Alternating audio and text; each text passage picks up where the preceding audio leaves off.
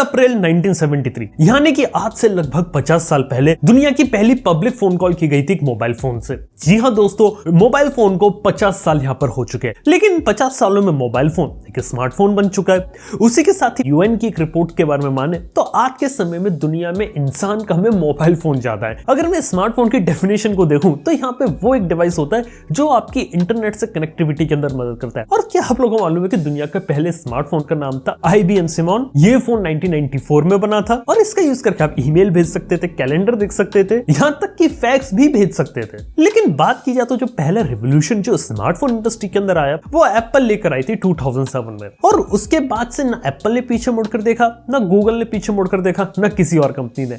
सब लोग लग गए स्मार्टफोन की रेस में और एक से एक मोबाइल फोन निकालते रहे। और आज के समय में बात की जाए तो आपको बेहतरीन डिस्प्ले मोबाइल फोन्स में देखने को मिलता है, बेहतरीन कैमरास है। आजकल के मोबाइल फोन्स आपस में फोल्ड भी हो जाते हैं, यहाँ तक कि 10 मिनट के अंदर चार्ज भी हो सकते हैं मोबाइल फोन। 5G की बदौलत हाई स्पीड का मजा ले सकते हैं, आप 8K में वीडियो रिकॉर्डिंग कर सकते हैं, यानी कि वो सारी चीजें मोबाइल फोन के अंदर पॉसिबल है जो कभी हम यहाँ पे सोच भी नहीं सकते थे। तो यार ये देख के सवाल आता है दिमाग में कि 50 सालों में मोबाइल फोन स्मार्टफोन बन गया और स्मार्टफोन में भी इतनी सारी चीजें आ गई, तो क्या सच में जो इनोवेशन होता है क्या वो आज के समय में खत्म हो गया? वेल, ये बात जानने के लिए हमें कुछ डेटा को पहले देखना पड़ेगा। देखिए, अगर मैं ग्लोबल सेल्स के बारे में बात करूं वो तो यहाँ पे डाउन है। इवन मैं अगर एप्पल की बात करूं तो जो आखिरी एप्पल का आईफोन जो सबसे ज्यादा सेल हुआ था ना वो आईफोन 6 का टाइम था यहाँ पे। वही बात करें इंडिया के मार्केट की तो Q1 2023 में इंडिया का जो स्मार्टफोन मार्केट है ना लिटरली 10 to 15% यहाँ पे डिक्लाइन कर गया। ऊपर से बात की जाए तो काफी सारी कंपनीज ने यहाँ पे रिपोर्ट किया कि उनको उतना ज्यादा प्रॉफिट नहीं हुआ। इवन एक CNBC की एक रिपोर्ट आई थी और उससे पता चला था कि Xiaomi जैसी कंपनी को भी यहाँ पे स्मार्टफोन डिवीजन से लॉसेस हुए हैं और कहीं ना कहीं वो इतने ज्यादा प्रॉफिटेबल नहीं हो पाए। यहाँ तक की बात करें दुनिया की सबसे बड़ी कंपनी सैमसंग की तो सैमसंग का भी जो Q1 2023 का रेवेन्यू होता है उसके अंदर जो प्रॉफिट होता है ना वो 95% ड्रॉप कर गया। ये इतना कम है कि 2009 में इतना हुआ करता था जब उसने अपनी गैलेक्सी S के जो फोन होते थे ना वो निकाले भी नहीं थे। इस साल उनका गैलेक्सी S23 पिछले साल की तुलना में ज्यादा बिक गया। तो आखिर मार्केट में ऐसा चल क्या रहा है कि अगर मोबाइल फोन अगर इनोवेटिव नहीं रहे तो इतनी तेजी से यहाँ पे डाउनफॉल कैसे आ गया और इतना बड़ा स्लो डाउन कैसे आ गया? देखो, इसके तो मल्टीपल रीजंस यहाँ पर हो सकते हैं, लेकिन एक इंपॉर्टेंट चीज यहाँ पर यह है कि अगर मैं मोबाइल फोन की टेक्नोलॉजी देखूं तो काफी ज्यादा तेजी से इनोवेटिव हुई है और काफी ज्यादा चीजें मोबाइल फोन में मिली है। अगर मैं पिछले 4-5 साल के ट्रेंड देखूं ना, पहले से ज्यादा कैमरास है, बेटर चीजें देखने को मिलती हैं और हर एक मामले में एक रिफाइनमेंट आया मोबाइल फोन के अंदर। ट्रू इनोवेशन तो यहाँ पर अभी नहीं कह सकते हम इसे, लेकिन हर एक जो चीज जो पहली जनरेशन में आती थी वो यहाँ पे बेटर होती चली गई।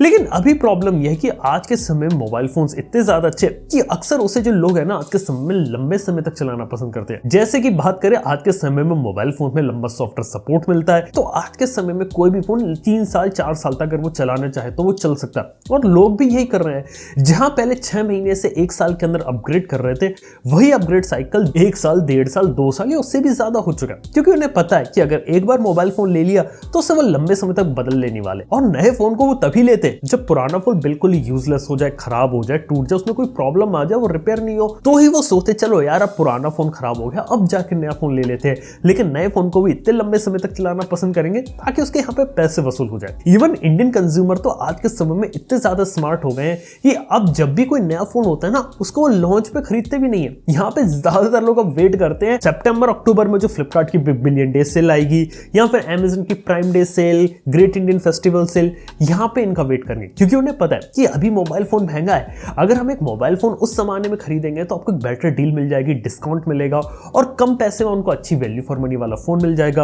और पिछले कुछ सालों से ट्रेंड ऑब्जर्व करके हर कोई अपनी परचेस रोक के रखता है। जहां पहले मोबाइल फोन को लोग साल भर लेना पसंद करते थे, अब वो चीज एक सीजनल बन चुकी है कि यहाँ पे जब एक फेस्टिव सीजन आएगा तब जाके सोचें कि नया फोन लेना है कि नहीं लेना। और इसी का जो इम्पैक्ट है ना यहाँ पे कहीं ना कहीं इनकी सेल्स के ऊपर पड़ा है, क्योंकि मोबाइल फोन कंपनीज आज के समय में लोगों को कन्विंस नहीं कर पा रही कितने भी फीचर्स देखे कि वो एक नया फोन जाकर ले। और शायद वन ऑफ द रीजन यही है कि मार्केट में थोड़ा सा स्लो डाउन आया, क्योंकि मोबाइल फोन आज के समय बस एक फोन बनकर रह गया। लेकिन यहाँ पे गूगल और एप्पल जैसी कंपनीज का क्या? देखिए, अगर मैं गूगल के एंड्रॉइड के बारे में बात करूं तो एंड्रॉइड देखा जाए तो पहले क्या होता था, हर साल उसके अंदर नए फीचर्स आते थे, नई नई चीजें आती थी, जिससे नए एंड्रॉइड वर्जन के ऊपर अगर कोई जाता है तो उसे भी यहाँ पे लगता था यार कि नए एंड्रॉइड वर्जन में कुछ नया है, कुछ नई चीजें देखने को मिल रही हैं। लेकिन पिछले कुछ सालों से एंड्रॉइड के अंदर उतनी ज्यादा तेजी से यहाँ पे नए फीचर्स को नहीं लेके आ रहे। मतलब अगर लास्ट बिग फीचर के बारे में बात करें जो एंड्रॉइड में आया था वो एंड्रॉइड 12 में आया था, मटेरियल यू। उसके बाद से आपको कॉस्मेटिक लेवल पे कोई ज्यादा चेंजेस देखने को नहीं मिले। बस प्राइवेसी के कुछ फीचर्स इंक्लूड हो जाते हैं, कुछ इंटरनल इंप्रूवमेंट्स हो जाते हैं और 2-4 चीजें इधर एंड्रॉइड का पार्ट बन जाती है। कोई मेजर चेंज नहीं आता जो हमने देखा था। इवन अगर आप एंड्रॉइड 12 को और एंड्रॉइड 13 को कंपेयर करोगे तो वो काफी ज्यादा सिमिलर है। एंड्रॉइड 13 का नाम अगर एंड्रॉइड 12.5 भी अगर ये लोग रख देते ना तो भी शायद लोग इस चीज को यहाँ पे बिलीव कर लेते। इवन जो कस्टम स्किन्स होती है कंपनीज की, उसके अंदर भी काफी ढेरों चीजें देखने को मिलती है। अब वहां भी उनके लिए प्रॉब्लम है कि अब आखिर करे क्या यहाँ पे नए मोबाइल फोन में। और चलिए अगर मैं गूगल को छोड़ के अगर एप्पल के आईफोन की बात करूं, जो कि हर साल आपको एक जैसा ही देखने को मिलता है, तो मेन बात यहाँ पर है कि एप्पल के पास भी काफी सारी टेक्नोलॉजीज है। चलो आपको एक अंदर की बात बताता हूँ। यहाँ पे लगभग 10 साल से भी ज्यादा लंबे समय से एप्पल के पास एक फोल्डेबल रोलेबल डिस्प्ले की टेक्नोलॉजी है, लेकिन अभी भी वो उसका प्रोडक्ट यहाँ पर लेकर नहीं आया। उसके कंपैरिजन में सैमसंग तो यहाँ पे ला चुका है।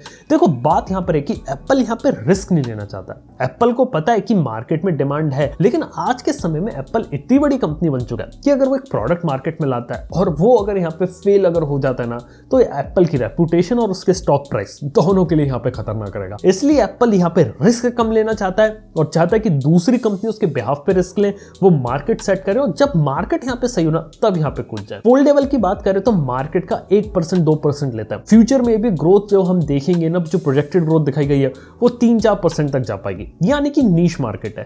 अगर उन्हें फोल्डेबल लाना पड़ा तो मार्केट साइज का इंक्रीज होना यहाँ पे जरूरी है, जो कि अभी देखकर लग नहीं रहा। क्या पता फोल्डेबल आईफोन के बात हो जाए, लेकिन उसके बारे में हम कह नहीं सकते। ऐसी सिमिलर केस एप्पल के AR और VR हेडसेट का है। देखिए हम अक्सर बातें करते हैं कि फ्यूचर जो होगा मोबाइल फोन का शायद वो AR और VR वाला हो, जिसके अंदर हम कोई चश्मा यहाँ पे पहने, कोई हेडसेट यहाँ पर पहने। काफी ज्यादा फ्यूचरिस्टिक चीज लगती है। लेकिन क्या आप लोगों ने कभी सोचा है कि AR और VR के अंदर कोई भी कंपनी यहाँ पे हिट नहीं हो पाई?